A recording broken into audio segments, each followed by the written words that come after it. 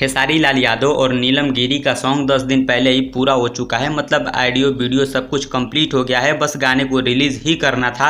Social media पे गाने का प्रमोशन भी किया जा रहा था, लेकिन उसी बीच पता चलता है कि खेसारी लाल यादव अपना गाना 30 सितंबर 2025 से पहले रिलीज नहीं कर सकते।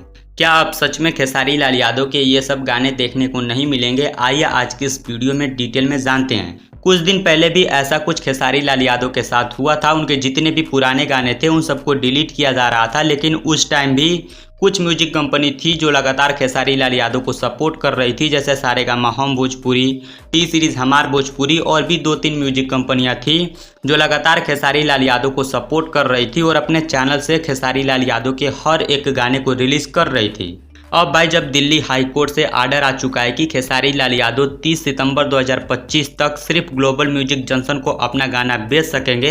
वैसे में छोटी छोटी म्यूजिक कंपनी तो खेसारी लाल यादव के गाने को खरीद नहीं सकती, क्योंकि उन सभी गानों पे ग्लोबल म्यूजिक जंक्शन का राइट होगा और according to Delhi High Court उन सभी गानों को स्ट्राइक देके यूट्यूब चैनल से हटवा दिया जाएगा। जो गाने पहले से रिकॉर्ड हैं या फिर जो गाने आगे खेसारी लाल यादव रिकॉर्ड करेंगे, उन सभी गानों को सारेगामा हम भोजपुरी या फिर टी सीरीज हमार भोजपुरी से रिलीज किया जा सकता है, जैसे कि पहले किया जाता था।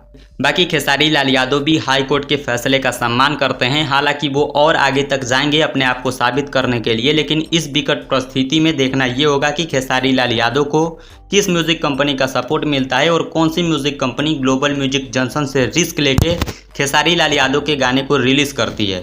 बाकी आपका क्या कहना है इस मामले पे कमेंट करके बताइएगा। मैं मिलता हूँ आपसे अगली वीडियो में। नमस्कार।